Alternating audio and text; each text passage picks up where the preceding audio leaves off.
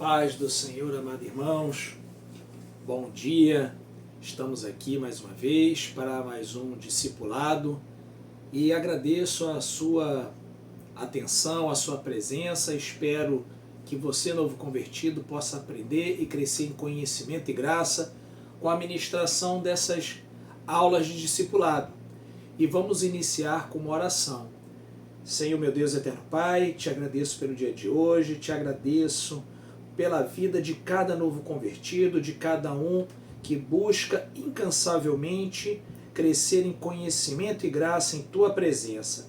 Abençoa cada um dos novos convertidos, em nome de Jesus. Amém. Iniciando a nossa 10ª aula, é uma satisfação, e vamos dar continuidade à aula anterior do domingo passado, tá bom? E nessa aula falaremos sobre o discípulo vivendo cheio do Espírito Santo. E vamos entender um pouco sobre isso no decorrer desta pequena aula. Tá bom, meu amado irmão, meu amado novo convertido? Iniciando, lição número 10. Deixa eu acertar aqui. Não se embriaguem, pois a bebida levará vocês à desgraça, mas encham-se do Espírito de Deus. Efésios 5:16. Graças a Deus. Viver cheio do Espírito Santo significa ser alegre, confiante, revestido do poder de Deus. Por intermédio desta virtude, muitos cristãos enfrentaram os perigos com destemor. Os que realmente são cheios do Espírito Santo jamais voltarão atrás. Ao longo dessa aula você vai entender, novo convertido, o que é ser cheio, viver cheio do Espírito Santo. É andar com destemor, andar com confiança, até porque quem te guia é o Espírito Santo de Deus. E o Espírito Santo de Deus nos guiando, que mal temeremos, correto? Vamos aprender um pouco mais sobre isso.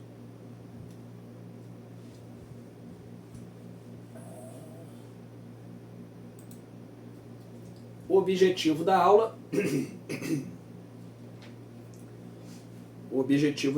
é entender o que é a natureza do Espírito Santo, identificar como se recebe o batismo no Espírito Santo, reconhecer a importância do batismo e entender as dádivas do Espírito Santo. Aos poucos vamos entendendo tudo isso.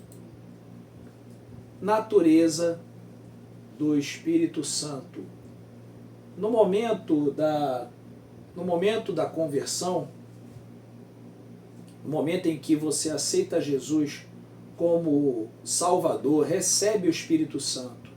Foi Ele quem, na hora da sua conversão, atuou em seu ser para que se decidisse por Cristo.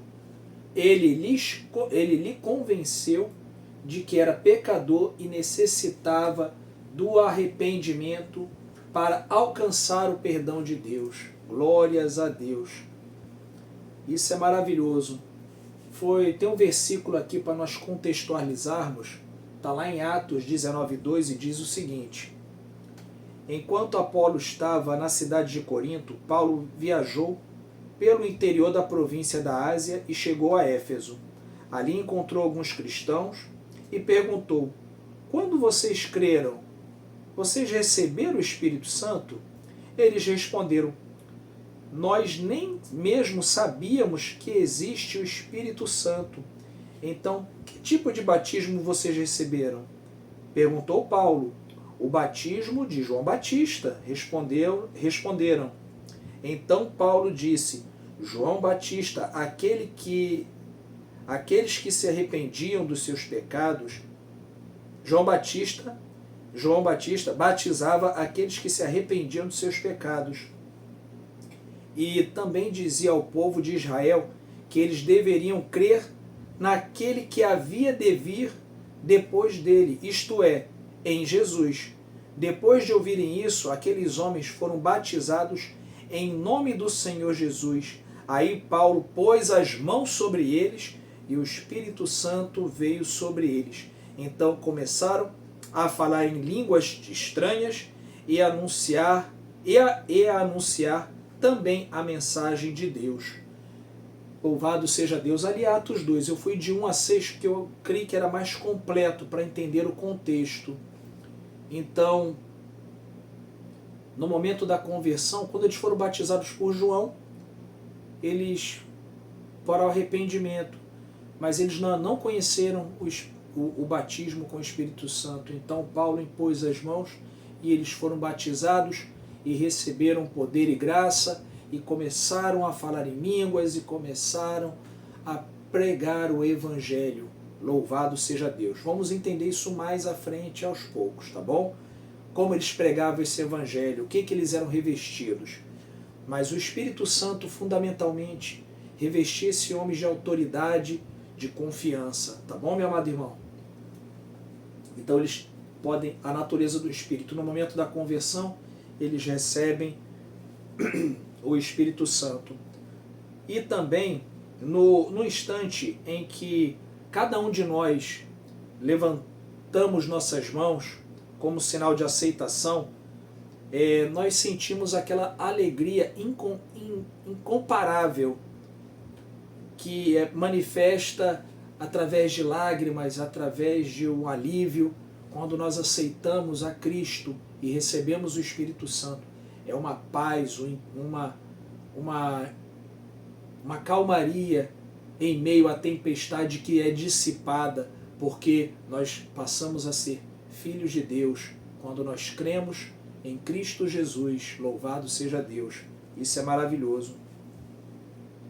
E o Espírito Santo, ele é a terceira pessoa da Trindade e que passa a habitar na vida do crente, que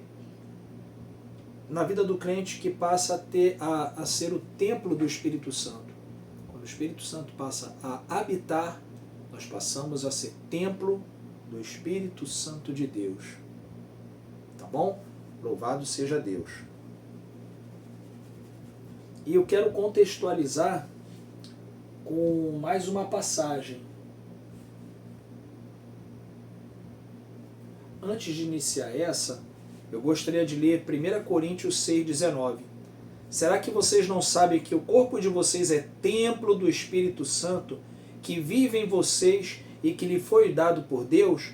Vocês não pertencem a vocês mesmos, mas a Deus.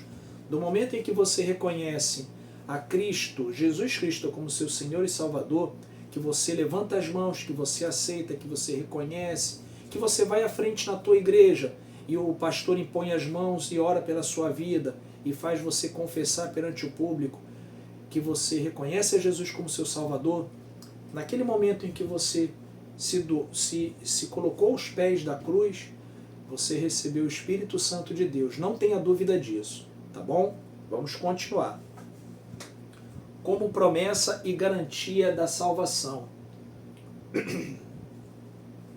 É o Espírito Santo, mediante a palavra de Deus e por todos os meios da graça, nos capacita a atingir a glória eterna de Deus. Este selo é o penhor do futuro que nos aguarda aqui na terra e na eternidade. Efésios 1, 13 e 14. Eu vou ler esse versículo. A mesma coisa aconteceu também com vocês, quando ouviram a verdadeira mensagem, a boa notícia que trouxe para vocês a salvação. Vocês creram em Cristo e Deus pôs em vocês a sua marca de proprietário, quando lhes deu o Espírito Santo que havia prometido. Quando nós aceitamos a Jesus, recebemos a marca, recebemos o Espírito Santo, temos a promessa e a garantia da salvação. Louvado seja Deus. Como se recebe o batismo no Espírito Santo? Falamos sobre a natureza do Espírito no momento da conversão, né? E como promessa e garantia da salvação. Agora falaremos como receber o batismo no Espírito Santo. Louvado seja Deus. Mas antes, deixa eu dar uma olhada aqui. Queria dar uma olhada ali se o vídeo está centralizado, só para não ter erro. Continuando, como se recebe o batismo no Espírito Santo? Pode ser recebido através da oração, por intermédio de Jesus, correto?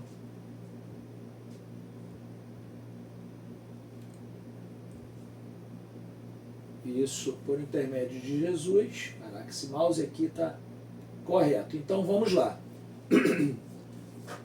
Como podemos receber o batismo no Espírito? Através da oração.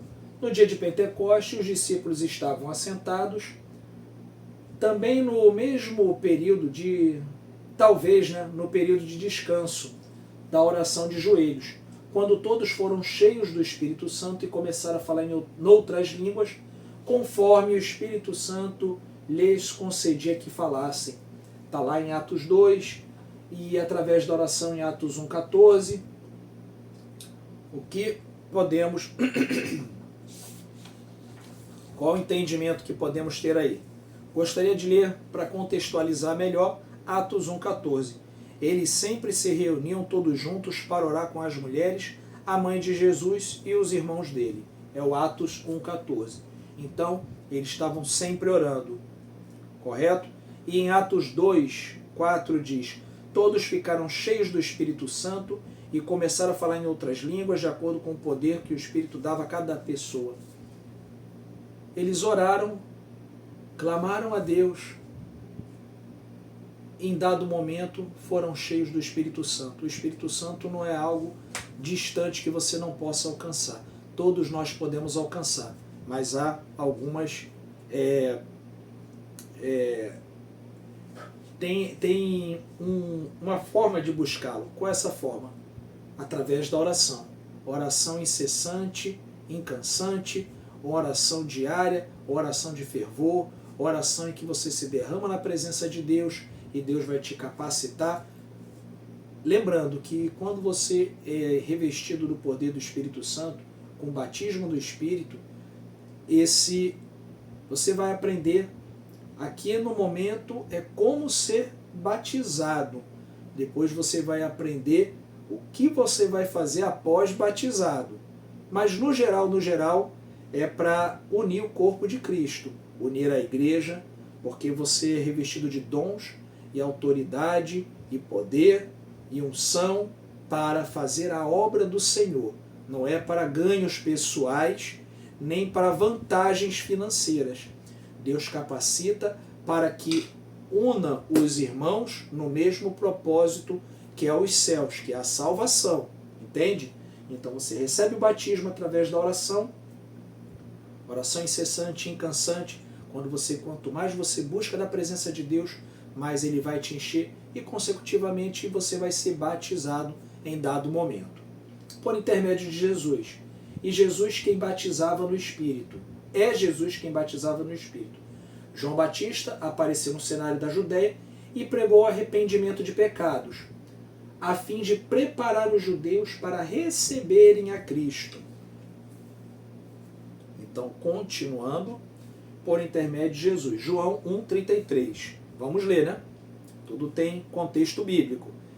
Eu não sabia quem ele era, mas Deus, que me mandou batizar com água, me disse: você vai ver o Espírito descer e parar sobre um homem. Esse é quem batiza com o Espírito Santo. Tá bem claro?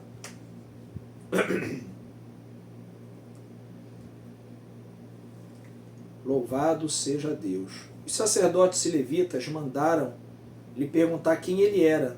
E João Batista respondeu que não era o Cristo, mas a voz que clama do deserto, pregando: endireitai o caminho do Senhor, como disse o profeta Isaías. Está lá em João 23. Então João ensinou, ele balizou o caminho para Cristo. E Cristo é aquele que batizava no Espírito Santo. Então tem duas formas de receber o batismo. Naquela época foi através de Jesus e no contexto nosso atual através da oração. Louvado seja Deus. O que é o batismo no Espírito Santo? Opa, isso é importante também. É uma promessa do Pai, está citado lá em Joel 2, 28 e 29. Eu vou dar uma lidinha logo, né? O Senhor disse ao seu povo: depois disso, eu derramarei o meu espírito sobre todas as pessoas. Os filhos e as filhas de vocês anunciarão a minha mensagem, os velhos sonharão e os moços terão visões. Até sobre os escravos e escravas eu derramarei o meu espírito naqueles dias, já prevendo lá na frente. É uma promessa do Pai. Então, Deus fez ao homem aproximadamente 8.000 promessas, sendo o batismo no Espírito Santo uma delas. De acordo com a necessidade, ele operava na vida dos servos de Deus. Está lá em Êxodo de 30 a 35. Êxodo 35, de 30 a 35. O batismo no Espírito Santo é uma bênção atual e que está ao alcance de todos os que creem. Se você crê, está ao seu alcance. Não desista. Louvado seja Deus. Continuando. É um revestimento.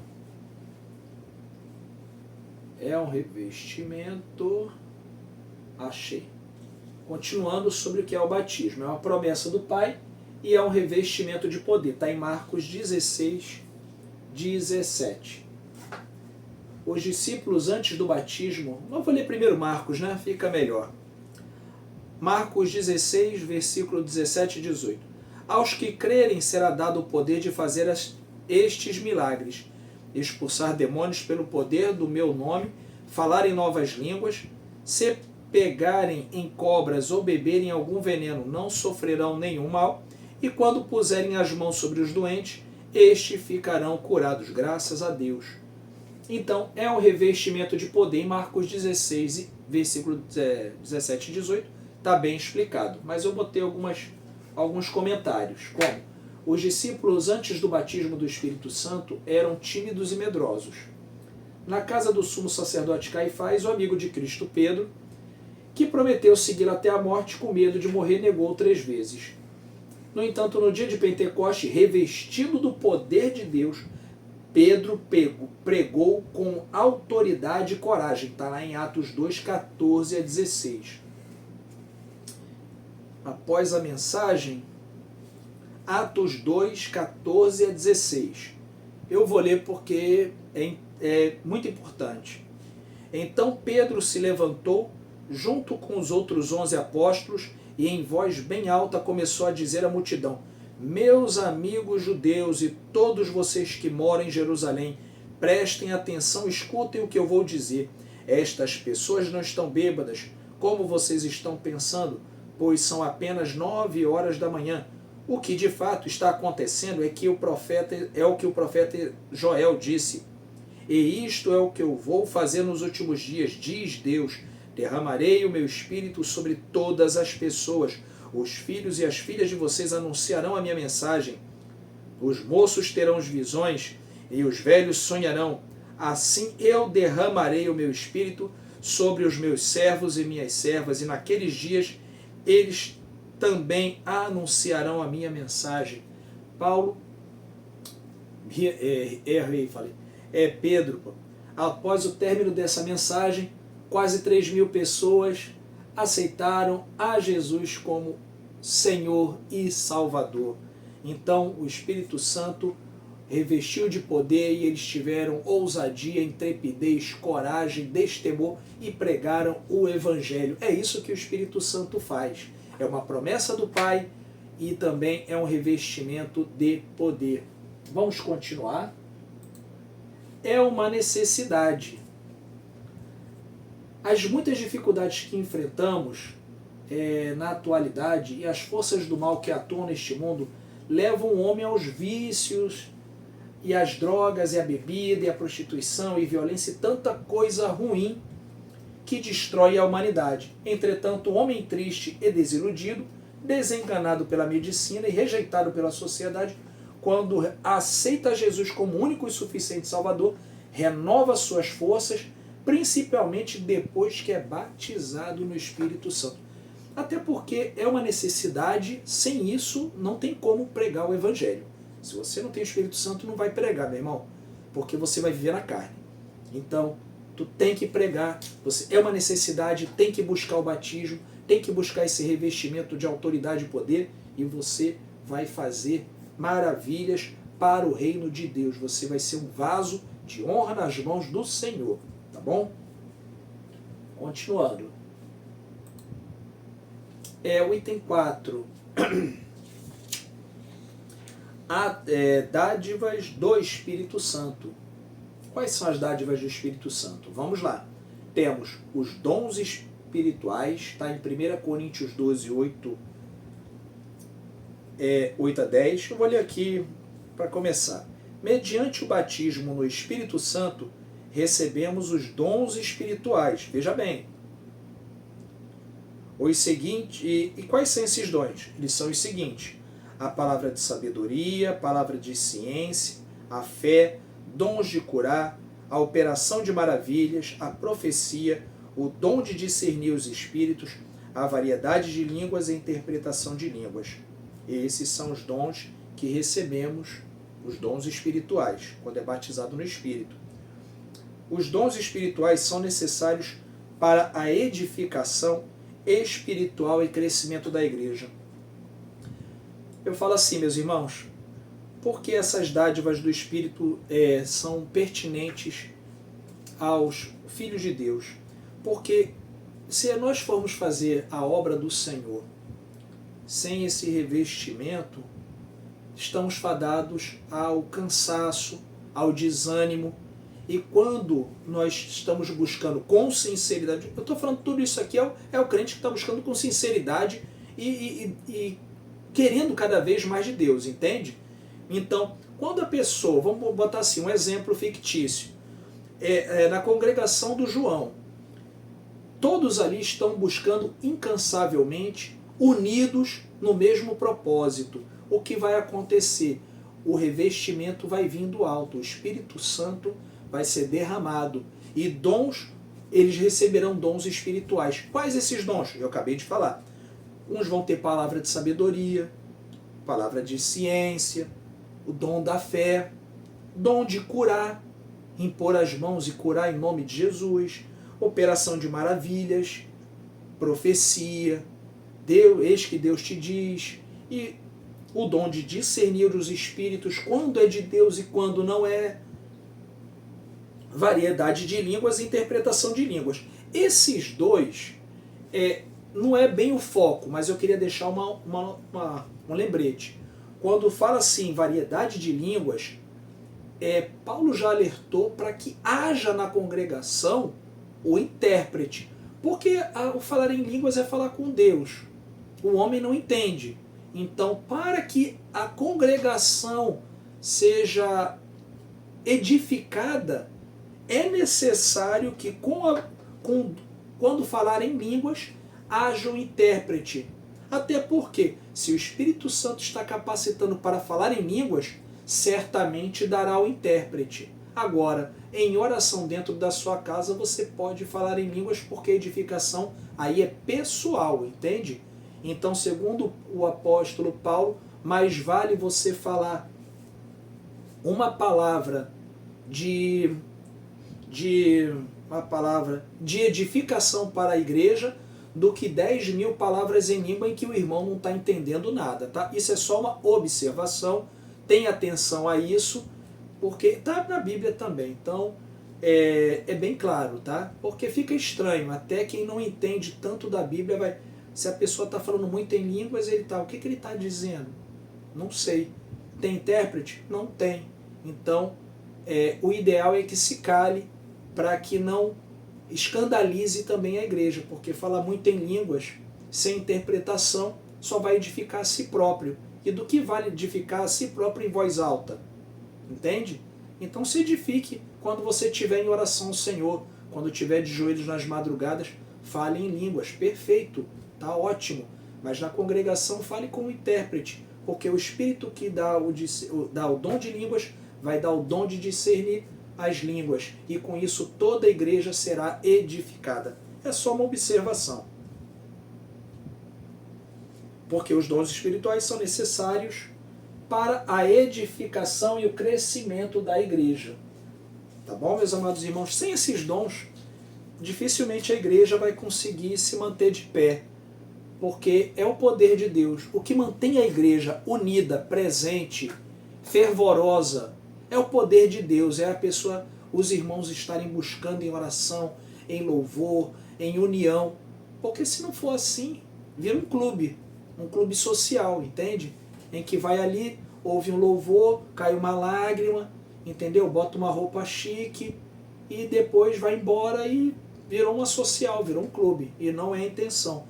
O corpo de Cristo, a igreja, que é o corpo de Cristo, em que Cristo é o bom pastor, é mais do que um encontro para ficar se vendo. É uma necessidade em que nós temos de congregar junto para a nossa união, para o nosso fortalecimento na presença de Deus.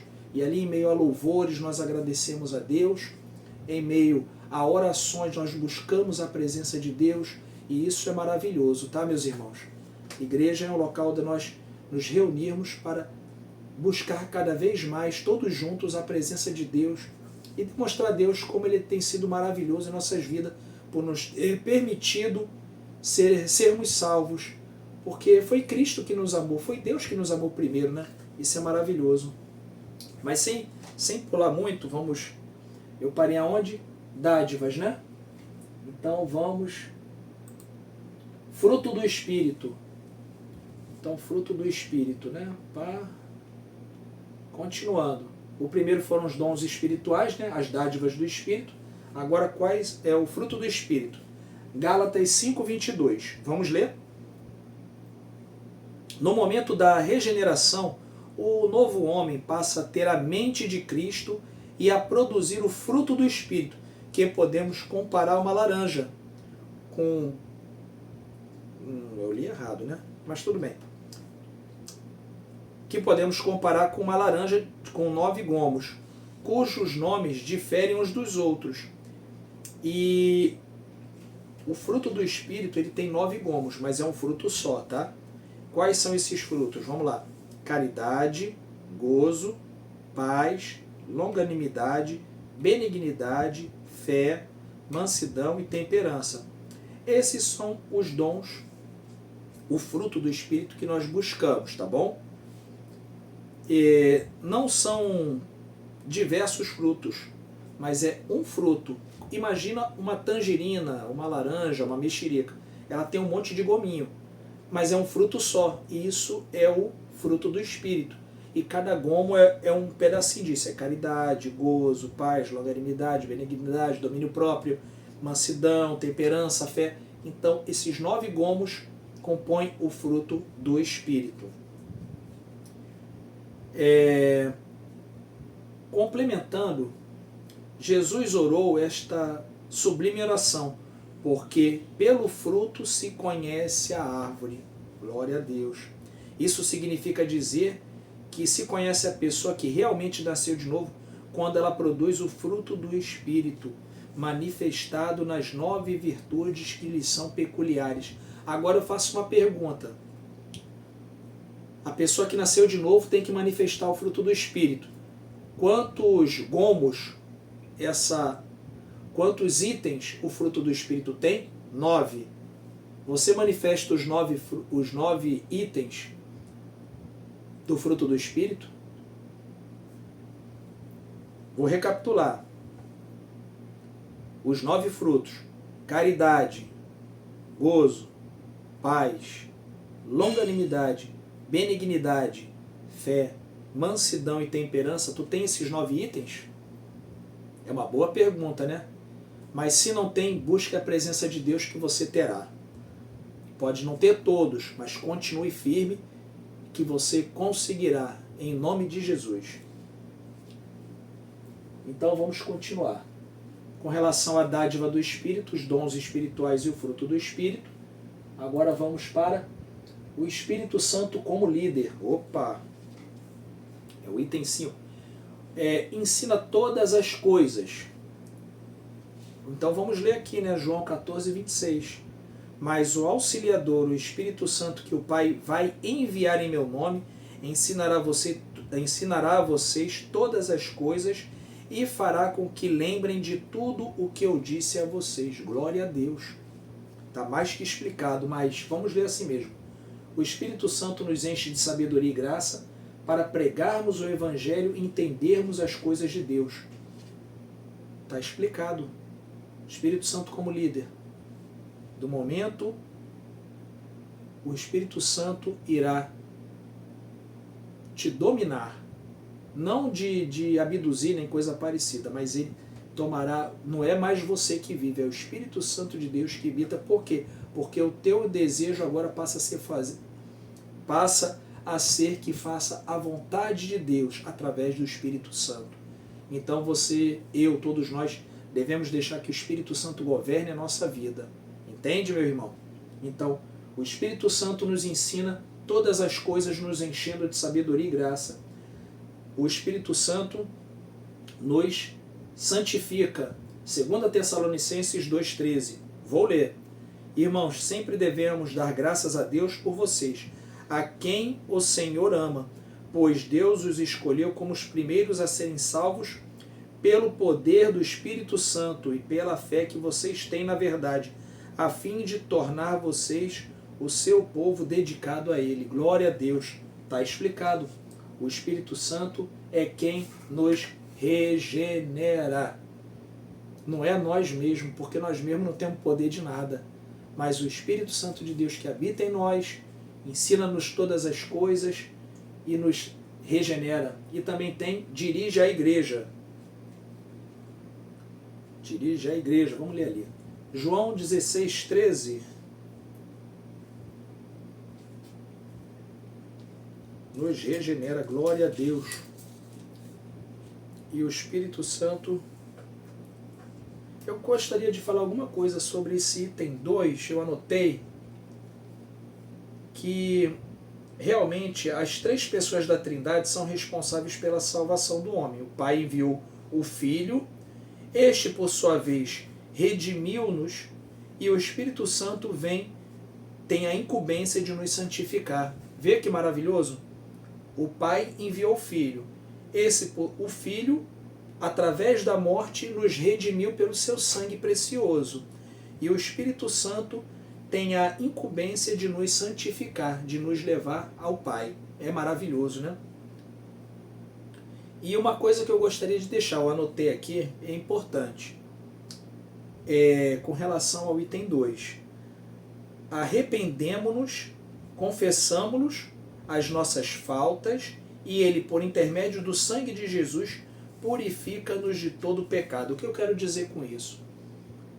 Quando há o verdadeiro arrependimento, quando a gente confessa a Cristo as nossas falhas, fala: Senhor, eu me arrependo de tudo que eu fiz, me perdoa pelos meus pecados, lança tudo no mar do esquecimento, dá ordem aos teus anjos, escreve meu nome no livro da vida, purifica-me com o sangue de Cristo, e Ele que vê e ouve a nossa oração, nos perdoa de todo pecado. Mas é fácil assim? Claro que é, não tenho dúvida. Agora, se você não se manter firme e fiel, você vai cair. Entende, meu irmão? Mas eu tenho uma boa notícia para você. Enquanto há vida, há esperança. Mas cuidado com o cair e o levantar. Porque o cair, nós tropeçamos diariamente. Mas o tropeço é diferente de querer ficar rolando na lama, tá? O tropeço comete uma falta involuntária. Senhor, me perdoa. Vai ali, busca o arrependimento com a pessoa, a união novamente. Diferente de quando a gente peca deliberadamente, intencionalmente, e não sente remorso nem nada. Tá pecando, e detalhe, tá gostando e já tá querendo continuar naquele, entende? Aí é tipo de um porco que tá rolando na lama. Não quer sair do chiqueiro, entende? Da podridão. Agora, quando você sente o desejo que não quer ficar comendo bolotas de porco, igual o filho pródigo, e não, eu quero voltar para a casa do meu pai, que lá tem fartura, e você se entrega, entende? O Pai perdoa, te recebe, te abraça. Mas cuidado para não entrar num círculo vicioso. Entre e sai, porque esse que entra e sai, nunca foi do Pai, nunca foi convertido, entende? Porque os verdadeiros adoradores adorarão, em espírito e em verdade. Agora, quem não for verdadeiro adorador vai ficar adorando meia boca. Tá com um pezinho ali, um pezinho aqui, um pezinho ali, um pezinho aqui, e isso desagrada o coração do Pai, tá bom? E para o terceiro item, estava falando, dirige a igreja, né? No dia de Pentecostes, o Espírito Santo assumiu a direção da igreja. E com sua infinita sabedoria, ele dirige os passos da eleita de Cristo, do corpo de Cristo, desde a fundação até o dia do arrebatamento. Então o Espírito Santo ele dirige a igreja, desde do início até o dia da ascensão aos céus. Seja quando Cristo voltar ou quando nós formos por ter concluído, encerrado o nosso tempo aqui na Terra, correto? No decorrer deste tempo, Satanás investe contra a noiva do Cordeiro, mas jamais o inimigo foi bem sucedido, pois o Espírito Santo protege a noiva do Cordeiro de todo mal. As portas do inferno não prevalecem contra a igreja, porque o Espírito a dirige e protege das astutas ciladas do diabo. Vou ler Mateus 16, 18, tá? Portanto, eu lhe digo, você é Pedro, e sob esta pedra construirei a igreja, e nem a morte poderá vencê-la. E, por isso, viver cheio do Espírito significa ser dirigido pela terceira pessoa da Trindade, com a certeza de que o crente marcha para a glória, seguro e confiante que chegará ao céu, pois não é conduzido por simples seres humanos, mas por uma pessoa divina. Você tem que ter em mente, o Espírito Santo nos guia, nos governa, nos dirige em todas as nossas ações, todas elas. Então, entregue a sua vida a Cristo, receba o Espírito Santo, seja guiado e governado por Ele, e você será salvo. E através de você, sua casa, sua família, sua parentela, seu bairro, sua cidade, seu estado, seu país e o mundo todo. Tá bom, meus amados irmãos? E a conclusão, que eu já estava até adiantando, o Espírito Santo inicia e continua o processo de santificação em nossas vidas, nos aproximando mais de Deus e nos tornando mais parecidos com Cristo. O Espírito Santo inicia e é contínuo no processo de santificação. Por isso que é essencial buscarmos a presença de Deus, receber o Espírito Santo, ser revestido, ser batizado no Espírito, e assim a gente possa crescer cada dia mais, até ser dia perfeito. E o dia perfeito é só na presença de Cristo. E dia após dia, lutando, pedindo a misericórdia do Senhor e sendo guiados pelo Espírito. Louvado seja Deus. E aqui nós terminamos essa 10ª aula. Agradeço a você que assistiu até aqui, que dedicou esse tempo a ouvir essa simples pregação de discipulado. Foi feita com todo carinho, espero que você possa crescer em conhecimento e graça. E que na nossa próxima aula, eu cometi um erro aqui. A nossa próxima aula será, eu vou ver o assunto exatamente que eu já tenho aqui. A nossa próxima aula será o discípulo